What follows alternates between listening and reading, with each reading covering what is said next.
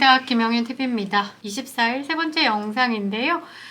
그 자리를 빌어 본인을 올려치기 하기 바빴던 셀카 왕자 한동훈이 당대표가 되어서 돌아왔습니다. 민심에 바로 반응하겠다라면서 당정 변화의 예고를 했었는데요.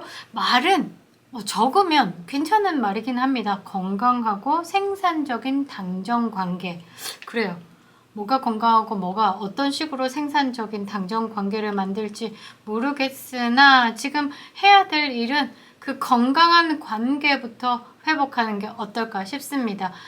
국민들이 지금 걱정을 하는 부분, 보수 정당의 지지자로서 걱정을 하는 부분, 그동안에 보여왔던 한동훈의 이념적 결함에 대해서 불안감을 가지고 있고, 마리 앙뚜아네트 사건부터 시작해서 윤석열 대통령에게 정면으로 도전하는 부분, 그 다음에 당의 역사를 부정하면서 패스트트랙 공소 취소권에 대해서 개인의 청탁으로 몰고 갔던 부분, 그리고 총선을 폭망시켰던 그 과정 안에서 총선 백서를 막은 이유는 본인에게 드러날 비리와 의혹들을 덮기에 바빴다라는 의혹들이 있죠. 당대표가 되었으니 이런 부분에 대해서 제대로 털고 가는 게 이제 한동훈의 숙제다라고 봐야 되는 거죠. 일단은 윤석열 대통령과의 관계는 조금 더 인간적으로 회복하는 것이 좋겠습니다.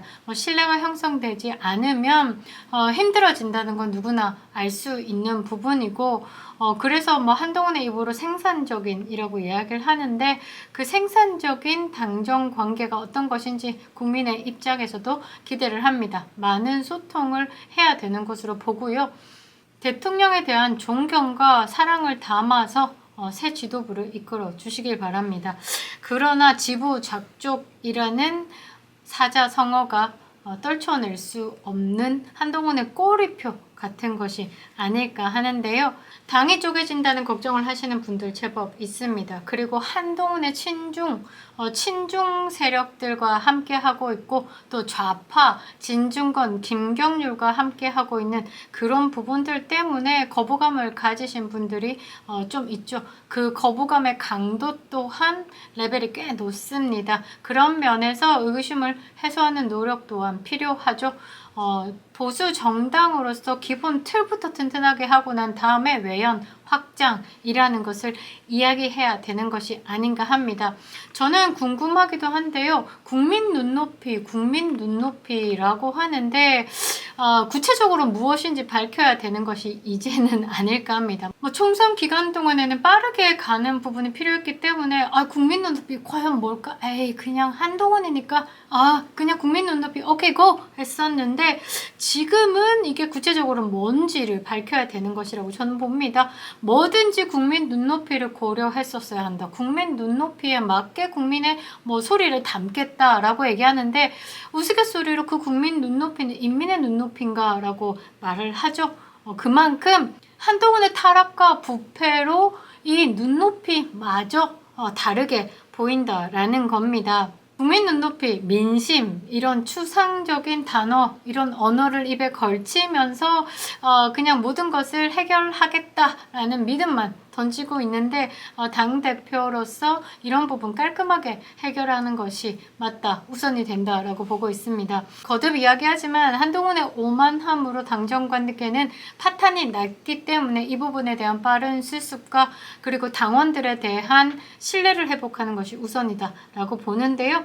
62%가 넘는 지지로 당대표가 됐는데, 이 국민의힘 내 지지를 쏟아내는 한 달들 못지 않게 한동훈을 기다렸던 사람이 있습니다. 조국입니다. 조국이 그랬죠. 전당대회 기간 내내 한동훈의 입만 지켜봤었고 그 흐름을 파악하고 있었죠.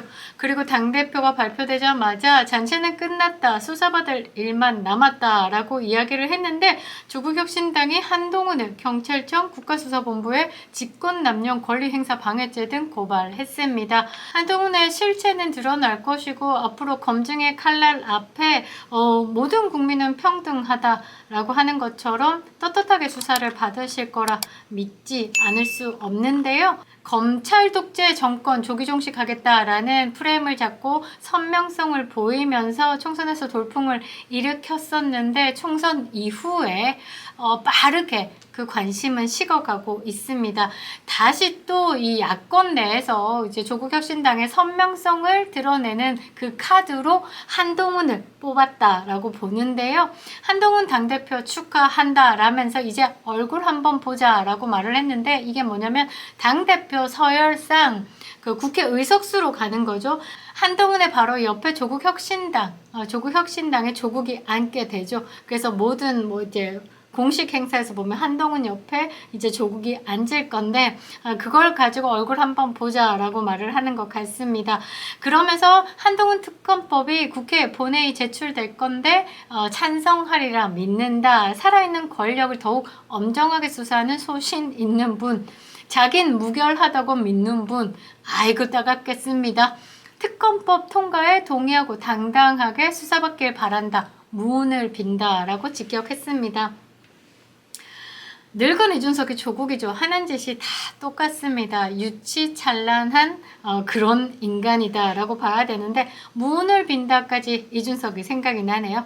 한동훈 후보가 당대표가 되기 전부터 조국은 한동훈이 된다면 땡큐라고 말을 했습니다. 잊혀져 가는 시간이었는데 한동훈으로 다시 언론에 올려치기 해보겠다라는 욕심이 드러난 그런 말이지 않을까 싶은데요.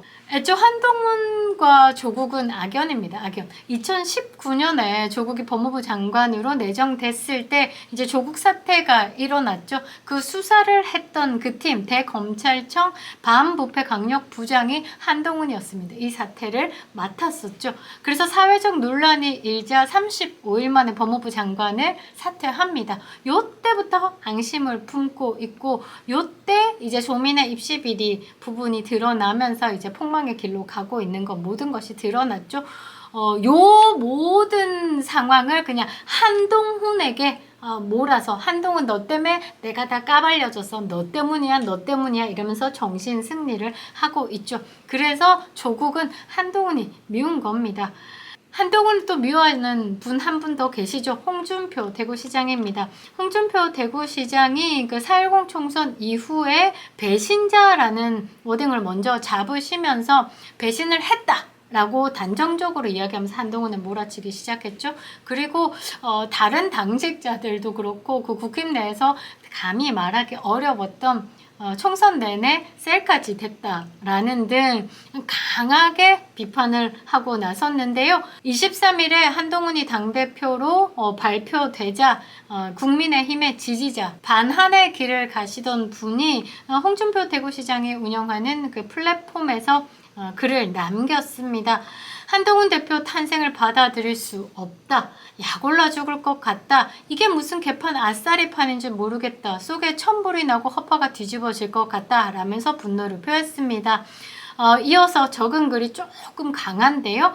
과거 박근혜 전 대통령에게 국민 눈높이를 맞추겠다고 구형 35년 했고요. 벌금을 때린 인간이다. 최상병 특검에 대해서 거부만 해서는 안 되고 다른 대안을 내야 한다고 한 말은 소름 돋는다 라고 강하게 비판했습니다. 그러고 당 대표도 문제지만 여기에 대선까지 뺏기면 대구는 도둑난다. 쉽게 얘기하면 국민의힘은 영남 정당이다 라고 폄하하면서 전국 단위로 그 다음에 청년들 중도 확장을 해야 한다. 영남을 중심으로 쪼그라든다. 이런 식으로 국민의힘을 평했죠. 그 부분에 대한 이야기를 하는 것 같습니다. 이 당에 그나마 있는 전통성마저 없어지고 구태로 몰고 가고 맥을 끊는 게 그의 제2의 화양연화가 시작된 것 같다. 무슨 수를 쓰더라도 막으라. 정말 우리가 옳았다는 것을 앞당겨 보여달라라고 글을 남겼습니다. 이게 지금 그 전통 지지층에서 한동훈을 바라보고 있는 시각이라고 보시면 될 것 같습니다. 한동훈이 보수 정당의 그 정체성마저 흔들고 있고 좌파 진영에서 전향도 하지 않은 사람들 끌어다가 앉히고 총선 기간 동안에 민주당에서 공천 못 받은 사람, 이재명의 핍박을 받던 사람 그냥 진영에 들였죠. 그리고 어디서 이상한 김경률 같은 거 데리고 와서는 당에 혼란만 일으켰죠. 이런 부분에 대해서 지금 전통 지지층들은 한동훈을 이런 식으로 보고 있다라는 것. 여기에 홍준표 대구시장이 깔끔하게 답했습니다. 제2의 화양연화. 문재인 정권 초기에 적폐청산을 이유로 박근혜 정부 그리고 보수 인사들을 괴롭혔던 부분 1000명을 수사하고 200명을 기소하고 5명의 자살을 끌어냈던 한동훈, 그 한동훈의 입에서 본인의 화양연화였다라는 것, 그것을 그대로 가지고 와서 지금 현재 당대표로서 제2의 화양연화를 만들고 있는 것이다 라고 이야기를 하는 것 같습니다. 홍준표 대구시장이 당대표 한동훈이 발표 나자 당분간 중앙 정치에는 관여하지 않겠다. 이 난국을 잘 헤쳐나가길 바란다 라고 이야기를 했죠. 그만큼 걱정을 하고 있는 부분입니다. 그런데 여기에 한 측근이라고 할 수 있는 구자룡 변호사가 홍준표 대구시장에게 한 번쯤 내가 틀렸구나 돌아볼 필요가 있다라고 쓴소리를 했습니다. 지금 당원들의 선택 이게 맞다. 그래서 한동훈이 당대표가 된 것이다. 한동훈이 원래 당원들의 뜻을 무겁게 받아들이고 당분간 공부한 후에 조금 있다가 당에 돌아오겠다 또는 정치를 하겠다라고 생각을 했지만 홍준표 대구시장이 말도 안 되게 물어뜯고 국민 여론이 이렇다. 너는 배신자야 라고 공격하는 부분, 이런 부분들 때문에 한동훈에게 책임이 전가되는 건 옳지 않다. 그래서 당대표 선거에 나와야 된다라고 주변에서 부추겼다라고 합니다. 그러면서 즉 홍준표 대구시장이 한동훈을 전당대회로 이끌어들인 방아쇠 역할을 한 것이다 라면서 당신 민심을 오판하면서 선거에 개입했다라고 홍준표 대구시장을 저격했습니다. 그러면서 마무리로는 지구는 홍준표 시장을 중심으로 돌지 않는다. 당원 중심으로 생각해보라 라고 권했습니다. 이것만 봐도 당내 분란을 일으켰던 게 한동훈이다. 그 화합을 과연 할 수 있을까 이런 생각을 할 수밖에 없죠.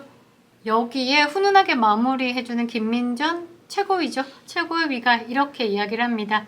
윤석열 대통령과 한동훈 신임 당대표가 서로 중요하게 보호해줄 수 있는 관계이기 때문에 그 말은 정권 재창출이 되지 않았을 때 이 두 사람이 인생이 피곤해집니다. 그것을 잘 알기 때문에 굳이 그런 관계 속에서 이탈할 이유가 없을 것이다 라면서 사자성어로 둘 중 하나가 망하면 모두 불행해진다 라는 뜻으로 숭망치한이라고 두 사람의 관계를 정리했습니다.